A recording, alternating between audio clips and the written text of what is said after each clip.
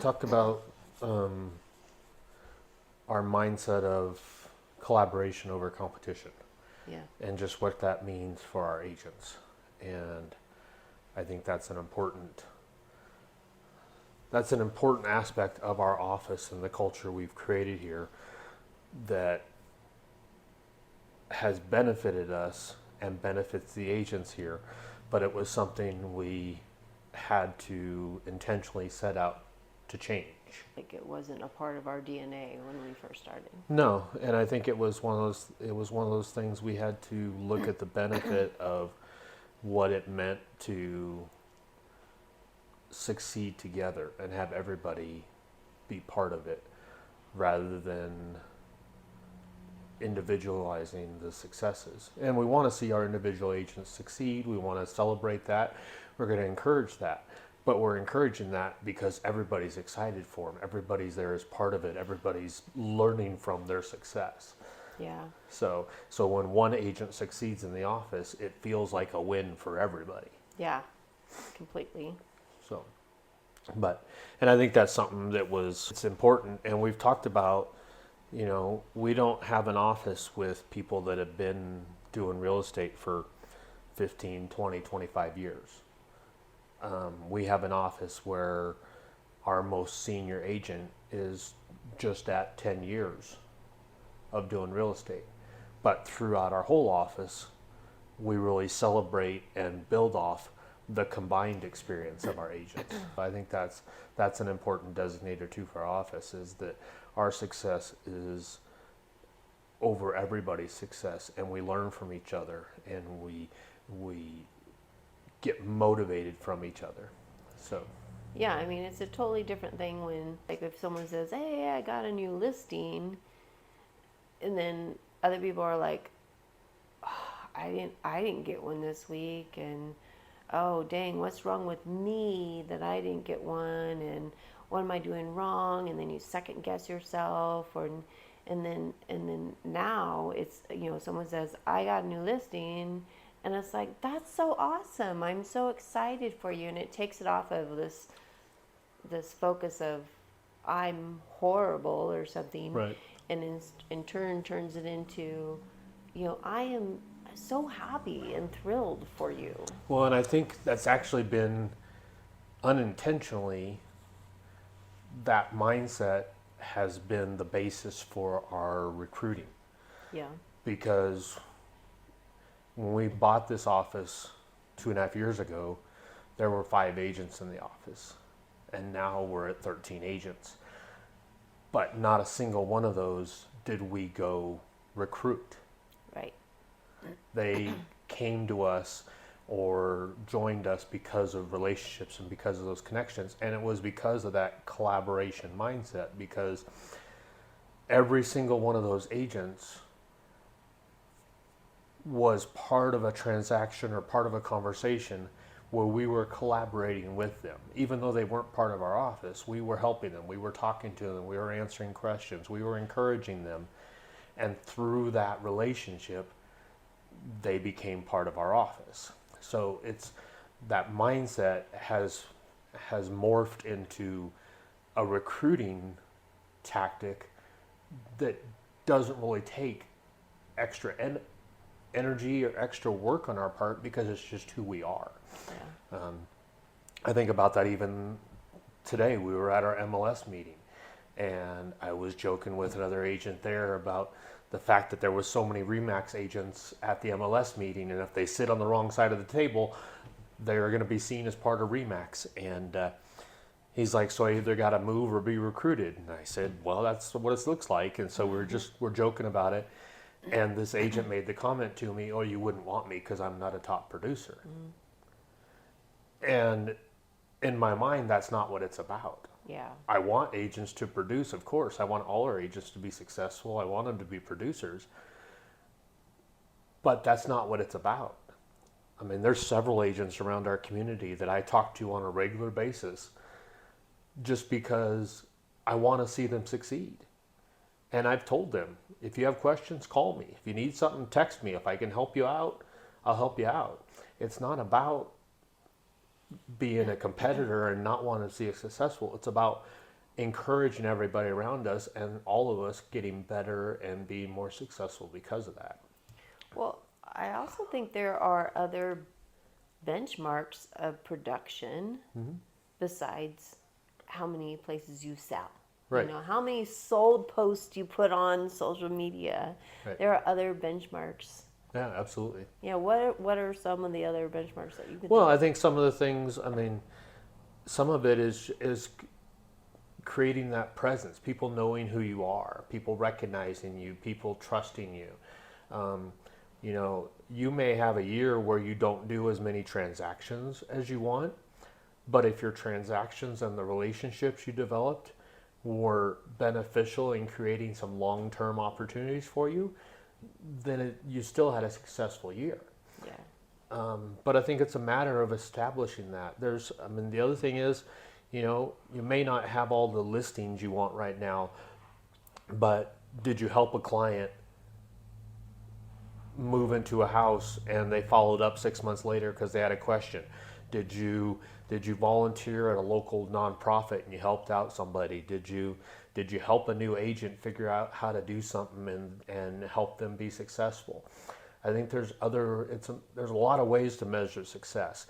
In our industry, for a lot of times, all they measure it by is how many sales you had, what's your dollar volume, how many closings have you had. And those are all important because we all want to get paid. I mean, ultimately it's a job and we need the money to support our families. So we all want to get paid. We gotta eat. But there's also an aspect of that if your only motivation is the money, then you're probably missing things along the way. You're missing opportunities to grow. You're missing opportunities to mentor or help others. You're missing opportunities to expand your business and expand your reach because everybody and every client is just seen as a transaction. And I don't believe that's how you have to do it to be successful. One of our agents recently spoke about construction and real estate. And I thought that was interesting because he's showing and he's sharing his expertise to others. Again, it goes with that collaboration over competition, sharing his expertise from the construction side of it and real estate side of it with others and where he sees trends going, where he sees the future going. And I think that's a really great example of collaboration over competition. It is, and it's one of those things, you know, I looked at our agents, our roster recently. I looked to see of all the agents in our office, how many agents are connected, whether it's a spouse or parent or brother, sister, family member, whatever. How many are connected in some way to somebody in construction? And out of the 12 agents that work out of our office here, because one of our agents is not local, out of their 12 agents here, 6 of the 12 have a direct connection to somebody who does some kind of construction. Yeah.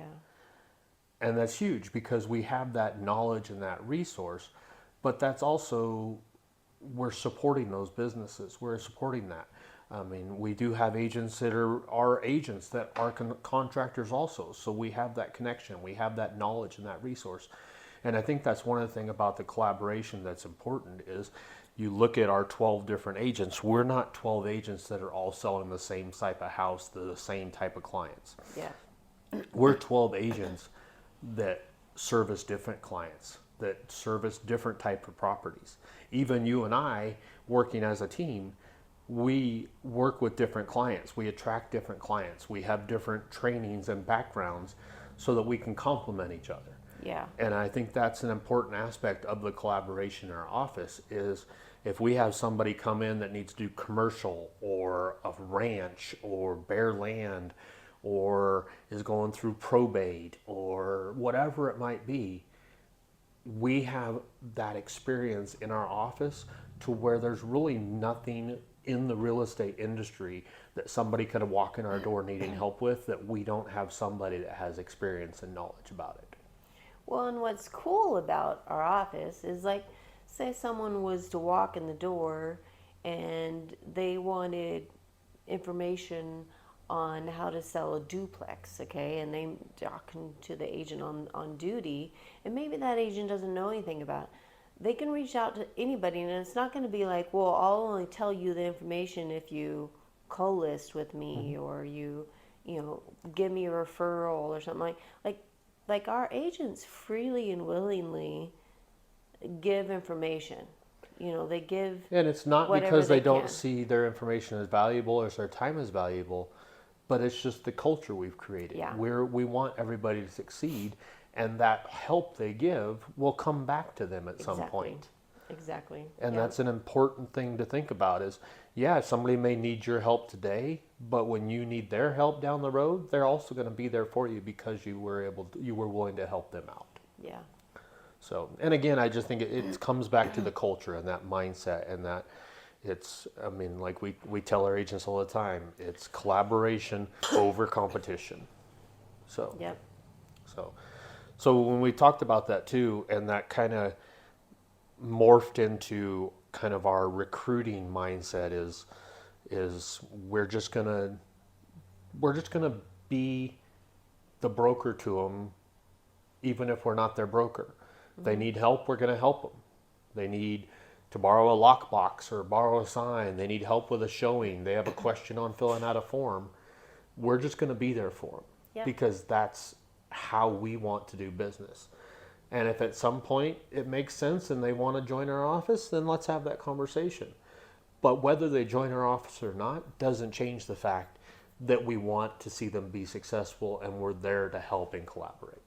I think one of those things too that's important when you look at our recruiting, and this is a hard one for people to do, but it's an important one, is you have to be willing in your recruiting mindset to think about the retention part of your agents. You've recruited them and they're here, but how do you keep them there? And one of the things that I think says the most to your agents when it comes to retention is when you're willing to move on from agents or disconnect from agents who are not a good fit, who don't understand the culture, who aren't contributing to that mindset and just aren't a benefit to the office.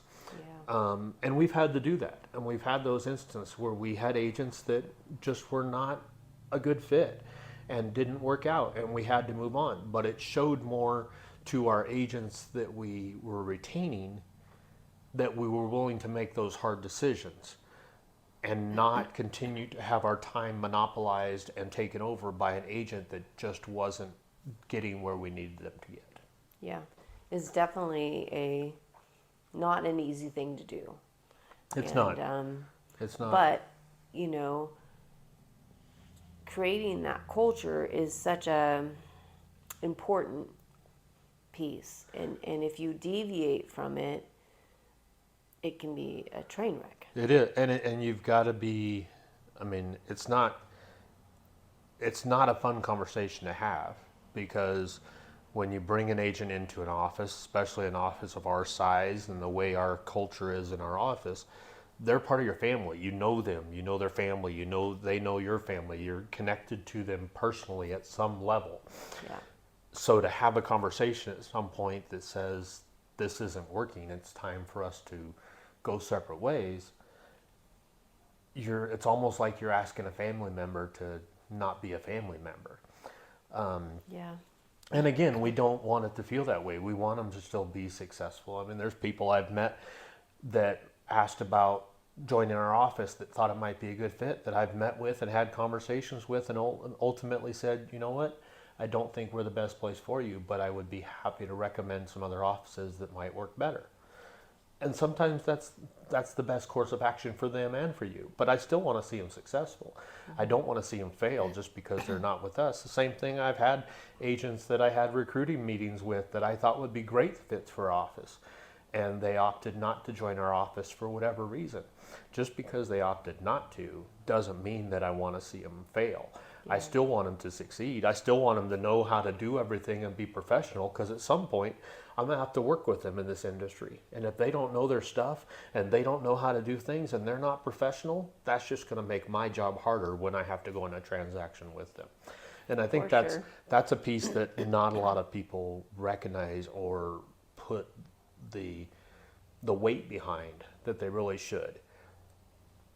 the relationships you develop, the knowledge you share with other agents, instead of seeing it as, well, I'm giving away knowledge and they're going to take clients away from me, it's not giving away knowledge. It is increasing everybody's knowledge, everybody's level of expertise and professionalism, because at some point you're going to be in a transaction with that person.